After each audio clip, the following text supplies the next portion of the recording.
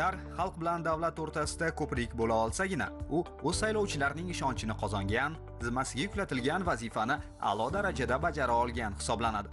Har bir deputat doimiy xalq orasida bo'lar ekan, ularning dardu tashvishi bilan yashash va muammolarni hal qilish imkoni oshib borishi ham ayni haqiqat. Qahramonimiz xalq deputatlari Sharof Rashidov tumani kengashi deputati Shoira Akbarova ham o'z tashvishini ortga surib, unga ishonib ovoz bergan saylovchilarning dardu fikri bilan yashaydi. Tajribali pedagog, yuzlab shogirdlarni tarbiyalab voyaga yetkazgan Shoira opa deputatlik faoliyati, aholi murojaatlari bilan ishlash borasida ham ko'pchilikka o'rnak bo'lmoqda. Shoira opaning ish faoliyati bilan yaqindan tanishish maqsadida yo'qlab borganimizda, ularni sayyor qabulda ekanliklari ma'lum bo'ldi. Tuman hokimi bilan hamkorlikda aholi muammolarini joyida tez va samarali hal etish imkonini izlab, murojaatchilarning muammolarini aniqlash va bartaraf etilishida davlat organlari va tashkilotlari oldiga vazifalar qo'yayotgan va ushbu vazifalarni to'laqonli bajarishga undayotgan qahramonimiz yo'llangan har bir murojaatga alohida yondoshgan holda ijobiy yechim topish harakatida. Bugun sayyor qabulga keldik. Tuman kengashi raislari bilan muloqot o'tkazdik. Murojaatga yetaklab kelgan sabab bolamni bansaga yotqizish, Toshkent milliy bolalar tibbiyot markaziga EGG degan apparat bor. O'shanga tushirishimiz kerak. U 4 soat davom etadi. O'shanga borishimiz kerak-da, boshqa joyda yo'q unaqa apparatda. Unga moddiy yordam kerak. Yordam berib xursandman.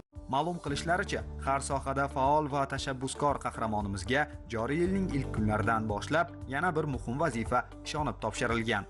Ya'ni deputatlar tomonidan Shoira Akbarova xalq deputatlari tuman kengashi raisligiga saylangan. Bu borada uning rahbarlik lavozimidagi ko'p yillik tajribasi hamda deputatlikdagi faolligiga e'tibor qaratilgan.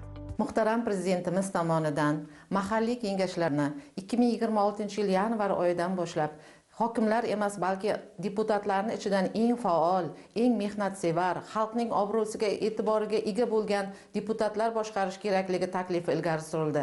Xuddi shunday Sharof Rashidov tumanida ham 2026-yil yanvar oyidan boshlab mahalliy kengashlarga biz o'zimiz munosib deb ko'rgan nomzodni xalqimizning ichida o'zining mehnatsevarligi, tirishqoqligi bilan obro' e'tiboriga ega bo'lgan insonni sayladik. Muhtaram prezidentimiz aytganlaridek, mahalliy kengash deputatlarining faoliyati, samaradorligi albatta katta baholanmoqda. Va men shuni aytib o'tmoqchimanki, Sharof Rashidov tumani viloyatda, kerak bo'lsa respublikada o'zining salohiyatiga, o'zining obro'siga ega bo'lgan tumanlardan.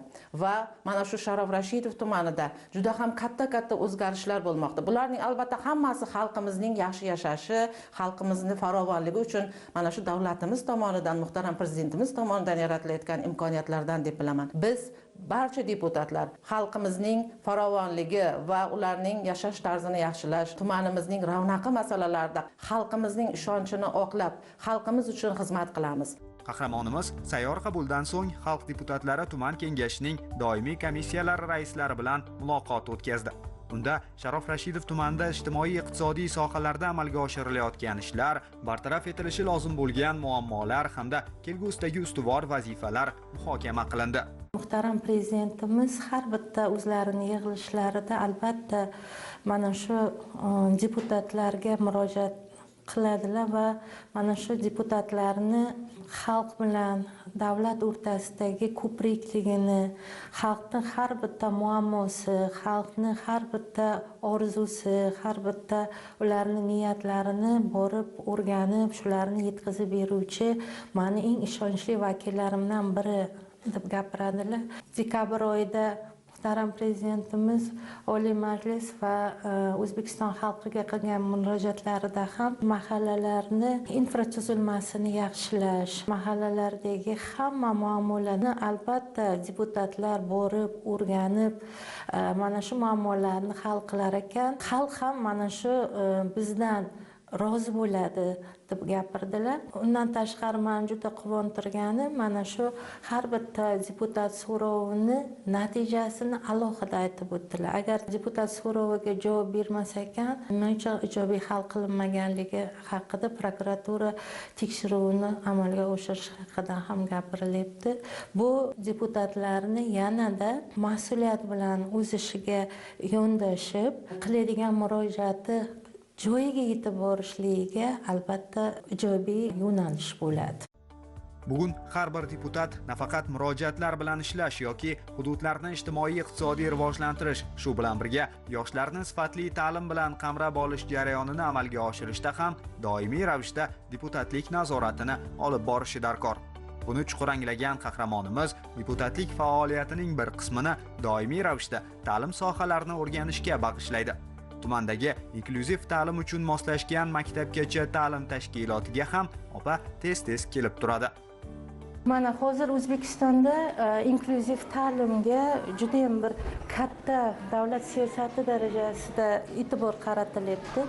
Shuning uchun biz Sharof Rashidov tumanida birinchilardan bo'lib mana shu inklyuziv ta'limga yo'naltirilgan maktabgacha ta'lim bolalarini mana shu hayotda o'zlarini bir o'rnini topishda, bir moslashga nima yordam bo'lishi uchun mana shuni tuman kengashi mablag'lari ajratib, mana shu inklyuziv ta'limga moslashgan bog'cha maktabgacha ta'lim muassasasi ochildi. Mana bu yerda bolalar nutqida, eshitishda muammolari bor, harakat tayanch a'zolarida muammosi bor bolalarni mana psixologlar, maxsus mutaxassislar ular bilan shug'ullanadi va ular agar ota-onalar farzandlari bilan qiynalib uyda qanaqa yo'l qilishni bilmagan bo'lsa, hozir juda xursand ular. Mana ko'rib turibsiz, juda chiroyli sharoitlar yaratib berilgan, yaxshi mutaxassislar ular bilan shug'ullanib boryapti. Tumanda ajratiladigan har bitta mablag' o'zini oqlashi kerak-da. Shuning uchun biz deputatlar kelib, qanaqa natija bo'lyapti, berilgan mablag'lar oqlanyaptimi, ularni masalan agar ilk rivojlanish muassasasi bo'layotgan bo'lsa, bularni faoliyatini baribir nazorat qilib boramiz. Tasvirga olish davomida Shoira opaning kundalik faoliyatida deputatlik vazifalari uchun ham salmoqli vaqt ajratilganiga guvoh bo'ldik.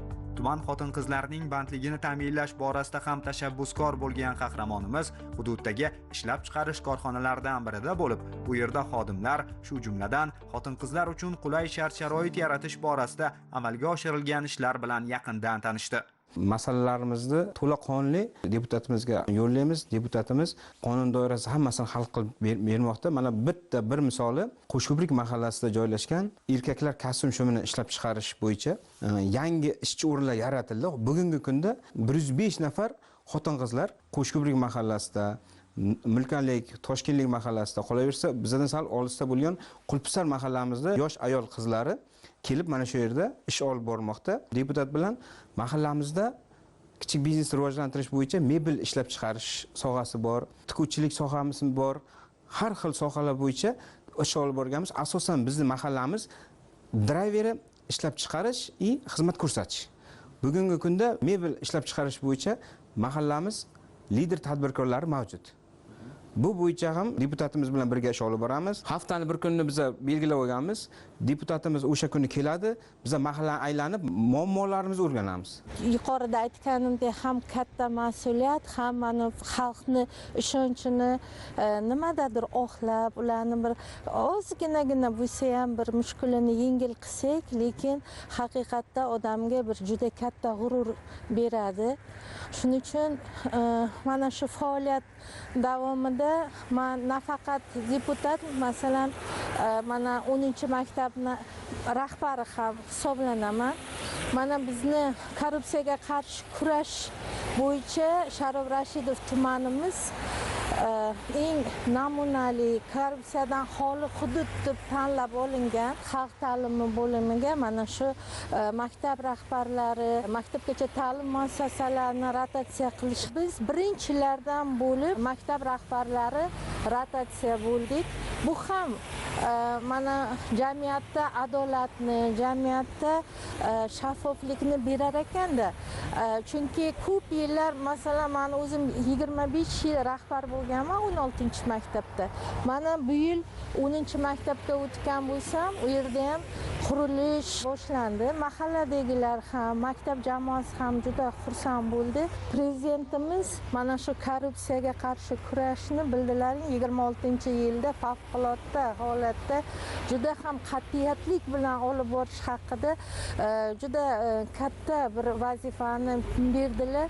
Shunday ekan jamiyatda agar korrupsiyadan xoli bo'lib, hamma o'zini ishini sidqi dildan bajarsa, hamma beriladigan topshiriqlar o'z vaqtida amalga oshadigan bo'lsa, albatta biz yangi O'zbekistonni mana shu 3-renessansni qurib, mana shu rivojlangan mamlakatlar qatoridan joy olamiz.